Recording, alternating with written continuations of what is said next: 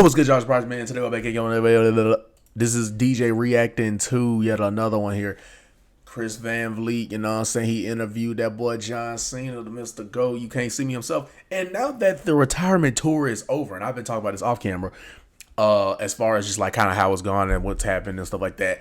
And I'm like, you know what? Let's get some of that on camera with him interviewing him specifically on this portion of the entire interview. So I don't have, but on this portion, let's see what he said about his heel turn, man. I think I might have seen. I watched this interview, but I didn't retain everything because I was like working out. I was multitasking. So let me see what he said. I think your heel turn was one of the greatest heel turns in the history of wrestling. Gosh, for sure, man. You're gonna get this. You're trying to get some action here. The heel run, I think, is different from the heel turn. Well, I was about to say because turning somebody heel, you can do a heel turn correctly, but have poor follow up. Like that's the whole thing about follow up is like. Okay, you can have a situation, especially in wrestling, where a moment is done right, like, okay, I turned you heel, boom, boom, but then how it actually went coming out of it is where the actual magic is, you know? How did you feel about the heel turn that night in Toronto, Elimination Chamber, and then the months that we saw after that? Interrupt. So if you got going on, bro. Again, I went just my perspective. It's like hiccups are like human pauses. Sorry. Side note. And cool thing is, people who are critical of it. I'm sorry when John. I can't stand when John Cena wears a suit. Like, man, if you don't come out in your dad cap, bro. Apparently had. I get it. He an actor now, so he's more professional. But I'd be like, damn, bro. I remember you used to come out in your jorts, man. Idea in their head about what they wanted, which is great because that means you're attached. That means you care. Like I hiccuped again. Shoot, I'm sorry. I went to call and I hiccuped again. I was about to say it. They corporatized my boy, but I guess they kind of did that a while ago. And I hear that criticism. When we did it as a big moment, but with a purpose. Hey, this is going to ignite something with you and Cody. It's going to start in February and end in August. Right. Because you only have 36 broadcasts. Which, based off Cody being in the King of the Ring tournament, I figured that was how they were going to do it. Like, have him beat him, 17-time world champion, and then Cody get the ball back. I figured Rumble are gone. Once he was so now we're down to 34. And then we need some on the back end with you actually. Man, speaking of dates, bro, that's crazy that it was. I can't even say reported. Cena flat out said he was willing to do like 200 plus dates, which is crazy. Because they could have easily met him at like 130 or something like that. Like, even if they didn't want to do all 200, maybe they thought that was too much, but they could have still met him at least like 130, 150. You know what I'm saying? Like, I don't understand why. Because I get he wants to go across the world, you know what I'm saying, for the last time. So you would think he would have control over that. And they come to, well, we only need him for 36 dates. Look, man, if you got the GOAT for one last full run, like full-time-esque run, I would have used that personally to my advantage. Being a good guy. So let's take it down to 24. We kind of have to tell a story that should be 2 years long. Yes, I did see this, I think. Plus 14 to 18 PLEs.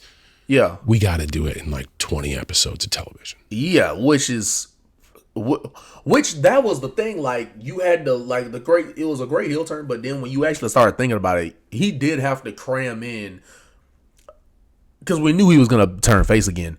So this man basically got to cram in a whole bad guy run that, let's be honest, like you said, a real heel, like, you know, turn heel, like, biggest baby face ever, he turns heel.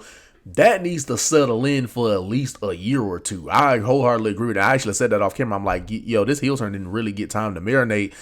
That's why when they did the face turn, it was kind of just all of a sudden, because, like, you need a bad guy to be a bad guy for a certain amount of time for it to really settle in. And also, it was going to be hard for the fans to boo him because they know it's his last year. So it'd be different if this was a situation of like, okay, we got him for 2 more years, right? We have 1 year dedicated to just hit full heel Cena.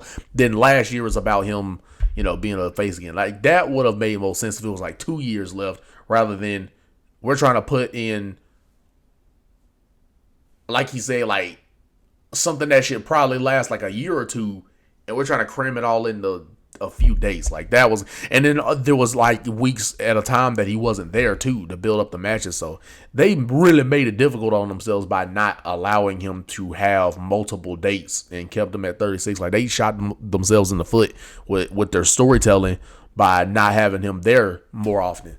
Like, honestly. Okay, so it took my focus on Cody, on the championship, and on frustrations that I've had, genuine. It all comes from a genuine place. Things I could say. Of course. Nah, he was mad at the motherfucking fans. I'm so happy to say that I wouldn't fan, for sure. retread the course because I gave everything I had. My poor wife, I'd wake up in the middle of the night writing promo lines and thinking about spots and stuff. The opponents I had were great, but I remember of course.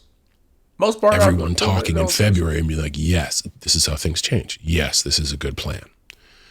Okay, guys, if I'm going to ruin this thing, like I'm going to wrestle methodically. Like I have an idea of what ruining wrestling is. I'm going to ruin it. Right. Yeah. What does ruin wrestling mean to you? I was about to say, everybody got their own Taking the fun away from the fan.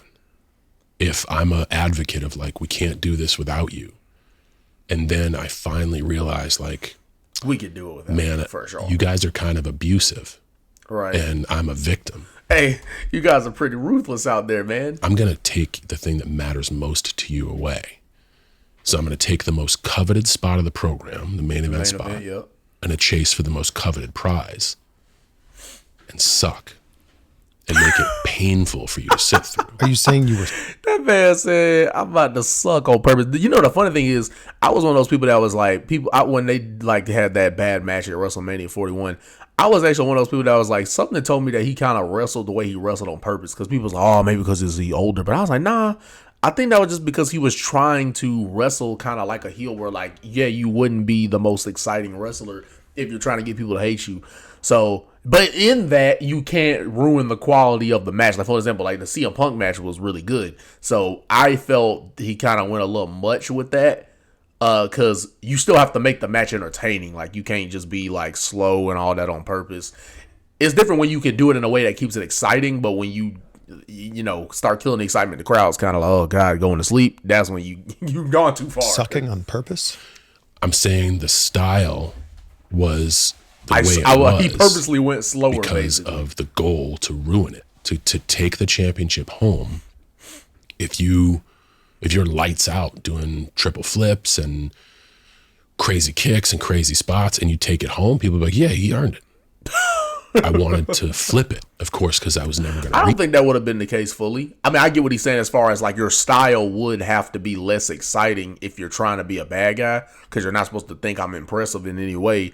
But at the same time, I feel like, once again, you can work that style while still having an exciting match. Because like I said, that's what happened with the Randy Orton stuff, with the Punk stuff. And pretty much the rest of his matches, pre him turning face, the rest of the matches were actually pretty good.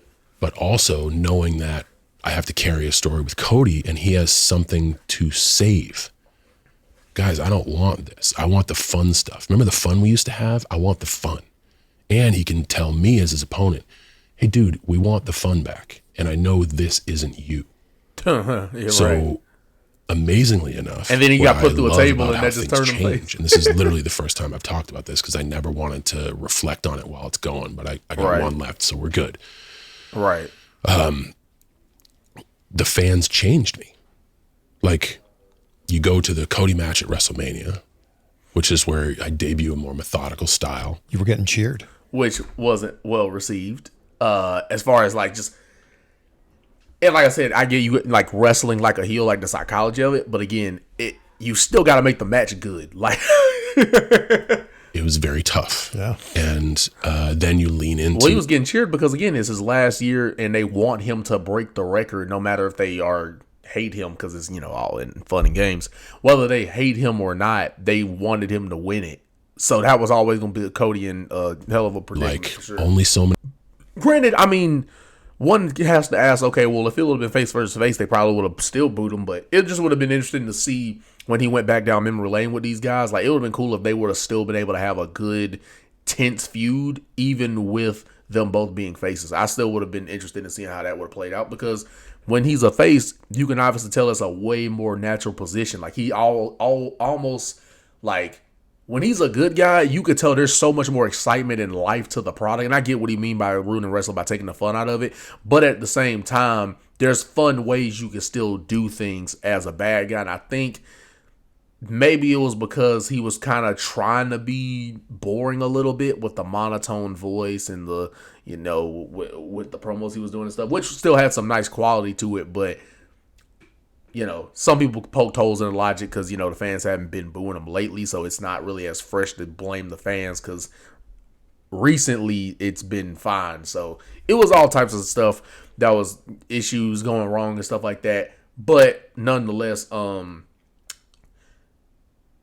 as a face, it just comes off more natural. And I think that would have made the feuds more exciting because it's more authentic of Cena being a bad guy or being a good guy than a bad guy, at least at this point in his career, personally. Dates left. I'm taking this thing home. I'm a victim of an abusive relationship. All of the things to I'm gonna. That was a fun first promo that he did. You guys abuse. You can't ignore the noise. Exactly. But I'm also out there to do. Which is ironic because the whole thing is that you're not supposed to listen to the fans, or he doesn't care about the fans. I was told for years to be a good guy, while the noise in the arena said otherwise. The paradox, if you will. Paul, head of creative, was like, "Hey, listen, we're not going to ignore the noise. We want you to have more thrilling matches." Right. So we want you. Which probably explains why the Randy Orton and the Punk and all that matches was good because you can't take the thrill out of a match. I get going slower, but you can't go so slow to where it takes. It's not even a good match now. Change the way that you don't want to have boring matches and start to be a little more exciting. Flash forward to the next guy I got to Randy. Right. So it's about what I said. Yeah. A couple of great promos, his RKO after Vegas. We gave him home field advantage. I really loved that match. Everybody happy. Yeah, they see WrestleMania and like, what the? I ain't gonna lie, the heel turn would have also gone better if obviously The Rock would have been there to the build up to explain all the connections and relationships and the why. Like he said, the why of why, this is happening and stuff like that. If there would have been a why with the characters involved, it would have gone way better. Because I remember Cena going in the interview, he was like, "Oh, who cares?" Because of what could have been. I'm like, well, the reason why it matters is because that way the fans get some clarity on why stuff didn't happen, so that we ain't asking questions. That's why. And then they see, all right, yeah, all right, cool. And then the next guy gets Punk. Yeah. And then the same thing. The really good. Gosh, one of the Even moments I felt it should happen at a Money sports Event entertainment that's larger than sports entertainment is Phil Brooks going to Saudi Arabia. That just made me cry. Awesome. Oh, I saw this awesome. Clip. I saw this clip. Accountability, vulnerability, apology, forgiveness. Man, cultures melding into each other. And then he comes out and does my gimmick. How do you follow what I did? He came up with this crazy idea. I think that was the best feud was with Punk. And he crushed during it. The whole he absolutely just crushed it. Which is why I think Randy Orton is his most iconic rival, but I actually think Punk is the best rival from a quality match and feud standpoint. I think it's Punk because if you notice, every time they mix it up, bro, it's it's the highest and right amount of competition level on the microphone, and when they're wrestling. You know what I'm saying? And what a trip for him. I had the most fun with that one for sure. Redemption, only thing I would have preferred. He can go there wherever he wants, and he can entertain fans who are incredible over there. It was a traditional promo back and forth. Oh, my bad. Only thing I would have preferred in the feud was a traditional promo back and forth, like how Cena's known for, cutting his opponents down on the microphone when they do that back and forth promo. I wish they would have had that. That was, to me, the only thing the bill was missing. Now they're loud and they pack that place, and it's a great place to perform. And they welcome him and he welcomes them. And that's super cool. The crazy thing about the Saudi crowd is they're loud when they care. When they don't care about the match, boy, they are silent. And after Punk, you got Logan, Sammy, Cody. So I love that you remember all these in order too. But it's people, we get hung up on these moments. And I'm not saying don't be critical. But when I look back at it, I see all right, pivot. We tried this. They were brave enough to allow me to try something bold. They were also brave enough to say it's not working. Right. And I was accountable enough to be like, all right, what would you want? Well, what would you like? Now, but we know Cena's gonna remain optimistic. Because I think he actually still works for even after the retirement tour is done. I think he signed an ambassador deal, so he's obviously not gonna give too much. I mean, he's gonna give a little bit of his real feelings, but you could tell he's not gonna give his full thoughts on we should have did that or we could have did that. But granted, somebody could say maybe it's apropos because Cena's always been the type of guy to accept failure, and when things don't go right and things go wrong, things go right, things go wrong. He's always been pro like fan criticism and stuff like that. So maybe it's apropos that they try something that didn't work. That's kind of been Cena's whole motto in his career, is like trying things and listening to the fans if it ain't working, if it is working. But anyway, love and appreciate you guys. You let me know what you thought about the heel turn. Like I say, it had its fun moments, but I just felt overall it definitely could have been done better at the beginning of it. And maybe the timing of it wasn't right because of just the fact that with it being his last run and everybody wanting him to break the record and respect him as a GOAT of wrestling, it in hindsight probably wasn't the best idea. But it is what it is. People make mistakes. That's the great thing about booking, is when you make a bad decision, you can fix it literally by next week. You know what I'm saying? But anyway, love and appreciate you guys. Like, comment, subscribe before you go, and I shall see you in the next one. That's Divided Each Other's On. You gonna like it as I see you in the next video. I told y'all I was giving y'all 2 videos. I couldn't do it yesterday because I was busy, but getting you 2 videos today. So like, subscribe, and enjoy the double upload today, man. See y'all in the next one.